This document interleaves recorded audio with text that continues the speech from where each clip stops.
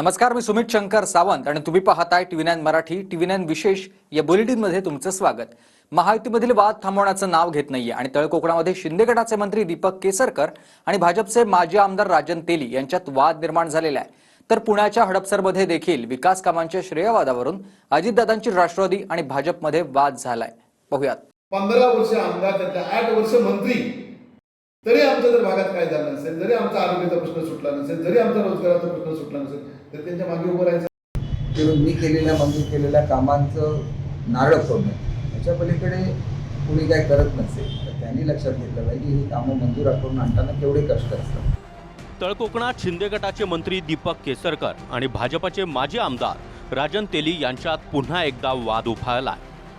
सावंतवाडी मतदारसंघाच्या विकास कामांवरून राजन तेली यांनी केसरकरांना धारेवर धरत मतदारसंघावर दावा सांगितला. युती म्हणून केसरकरांना मदत केल्यास सावंतवाडीची जनता माफ करणार नसल्याचं म्हणत तेलींनी केसरकर यांच्यावर निशाणा साधलाय. त्या माणसाचा उपयोग जर या मतदारसंघाला होणार नसेल, 15 वर्ष आमदार, त्यातल्या 8 वर्ष मंत्री, तरी आमच्या जर भागात काय झालं नसेल, जरी आमचा आरोग्याचा प्रश्न सुटला नसेल, जरी आमचा रोजगाराचा प्रश्न सुटला नसेल, तर त्यांच्या मागे उभं राहायचं का? आज जनता आम्हाला माफ करणार नाही. जर आम्ही समजा युतीतनं त्यांना मदत केली तर जनता आमच्या अंगावर येईल.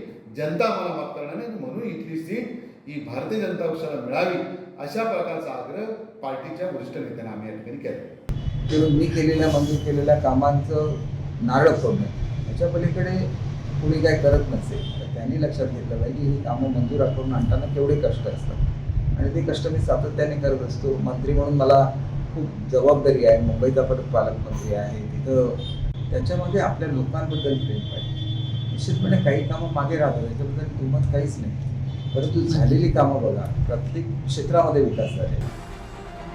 एकीकडे कोकणात महायुतीमध्ये वाद रंगलाय, तर दुसरीकडे पुण्यात देखील महायुतीमध्ये श्रेयवादावरून लढाई सुरू झाली आहे.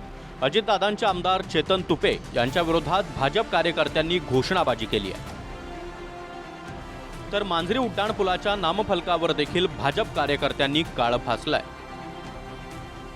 आमदारला विनंती आहे की ज्या ठिकाणी तुमचे कार्यक्रम होते, तुमचे या ठिकाणचे स्थानिक तुमचे पदाधिकारी या ठिकाणी आमच्या भारतीय जनता पार्टीच्या पदाधिकाऱ्याला कार्यकर्त्याला डावलतात, तुम्ही सुद्धा आम्हाला डावलताय, तर युती धर्म फक्त आम्हीच पाळायचा का?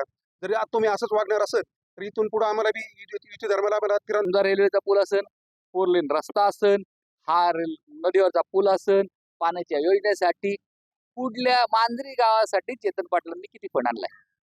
प्रत्येक मांजरी गावाचा मांजरीकरांचा हा प्रश्न आहे. इथून पुढे योगेश अण्णांचं प्रत्येक पार्टीवरती नाव दिसलं पाहिजे की ते काम अजून पूर्ण झालेलं नाही, त्याचं उद्घाटन नाहीये, त्यामुळे श्रेयवादाचा कसला प्रश्नच येत नाही.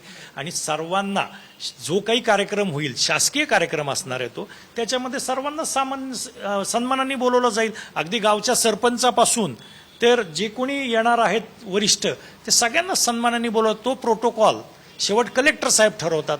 त्याच्यामुळं याच्यात कुठलाही विषय नाही. त्यांचा जो काही गैरसमज असेल तो त्याचाच गैरसमज दूर होईल, त्याच्यात माझ्या मनात काही शंका नाही. महायुतीमधला हा काही पहिलाच वाद नाही. मागील काही दिवसांपासून महायुतीमध्ये वादांची मालिका सुरू आहे. 2 दिवसांपूर्वी गुलाबराव पाटलांनी अर्थ खात्याला नालायक म्हटलं. त्यावरून देखील राष्ट्रवादी अजित पवार गटाकडून नाराजी व्यक्त करण्यात आली. पण अर्थ खात्यासारखं नालायक म्हणजे येऊ नको तो शब्द माझ्या तोंडात. आमची फाईल साहेब 10 वेळेस गेली अर्थ खात्यात, 10 वेळेस.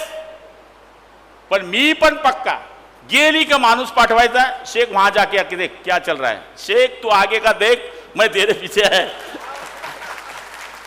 योगायोगाने गणपती बाप्पाचं आगमन होतंय आणि तुम्ही विघ्न हरतालाच मला सप्रेम केलेलं आहे. तर प्रार्थना करा, जे काही येणारं विघ्न आहे 2-2.5 महिन्यामध्ये ते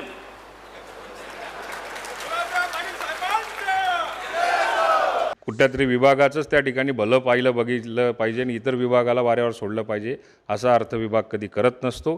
राज्याचा प्रादेशिक समतोल, राज्य सरकारने घेतलेले निर्णय ते पुढे कसे चालवता येऊ शकतात आणि त्याच्यासाठी आर्थिक तरतूद कोणत्या कोणत्या टप्प्याने कुठे कुठे केली पाहिजे, ही जबाबदारी ही अर्थ विभागाची असते.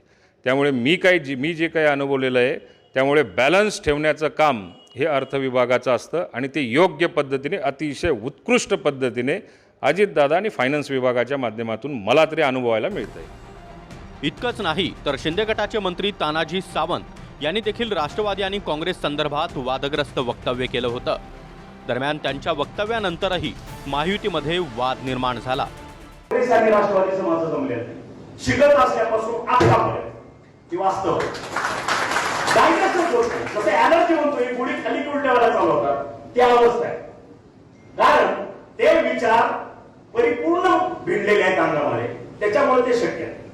आज जरी आम्ही कॅबिनेटला मांडीला बसलो असलो तरी सुद्धा बाहेर आल्यानंतर उलट्या होतात. ही वस्तुस्थिती सर्व होत नाही. अहो कसे काय उलटे होईल?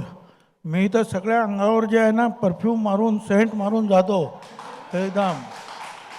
खरं सांगतो मी. काय बरं असं होत असेल ना तर त्याच्यावर गोळीसुद्धा असते. पूर्वी लहान असतो ना मी तेव्हा एस टीने वगैरे जायचो तर मग ते गोळी खाल्ली की मग काय व्हायचं नाही, मळमळायचं नाही. एकीकडे महायुतीमध्ये वाद सुरूच आहे, तर दुसरीकडे खासदार विशाल पाटील यांच्या वक्तव्यामुळे महाविकास आघाडीत देखील वादाचे चिन्ह आहे. तासगावातून महाविकास आघाडीकडून रोहित पाटील उमेदवार असण्याची शक्यता आहे. मात्र विशाल पाटलांनी माजी मंत्री अजित घोरपडेंसोबत राहणार असल्याचं वक्तव्य केलं आहे. जसा लोकसभेला सुद्धा घोरपडे सरकाराशिवाय पर्याय नाही, तसं विधानसभेला सुद्धा घोरपडे सरकाराशिवाय पर्याय नाही.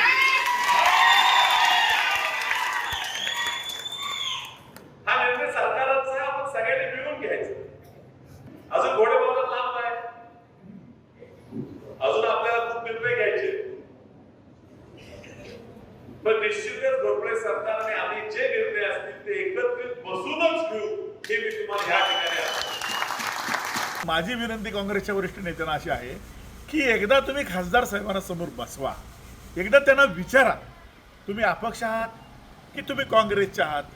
जर काँग्रेसचे असतील तर महाविकास आघाडीची चाकोरी सोडून त्यांनी काही बोलता कामा नये, आणि जर ते अपक्ष असतील तर त्यांना तुम्ही काँग्रेसच्या कुठल्याही कार्यक्रमांना बोलवू नका.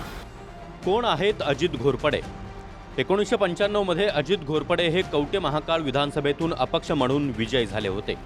अपक्ष निवडून आल्यानंतर अजित घोरपडे भाजप शिवसेना युतीच्या सरकारमध्ये सामील झाले.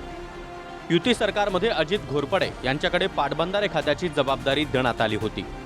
कवठे महाकाळ विधानसभा मतदारसंघात अजित घोरपडे यांची मोठी ताकद आहे. 2019ला तासगाव कवठे महाकाळमधून अजित घोरपडे यांनी शिवसेनेकडून निवडणूक लढवली होती. अजित घोरपडे सध्या अपक्ष म्हणून मतदारसंघात काम करतात. महायुतीमध्ये मागील काही दिवसांपासून श्रेयवाद आणि जागा वाटपावरून वाद निर्माण झाले. त्यामुळे महायुतीत सुरू असलेल्या या वादामुळे आगामी विधानसभेत महायुतीला फटका बसण्याची दाट शक्यता वर्तवली जाते. Bureau report, TV9 Marathi.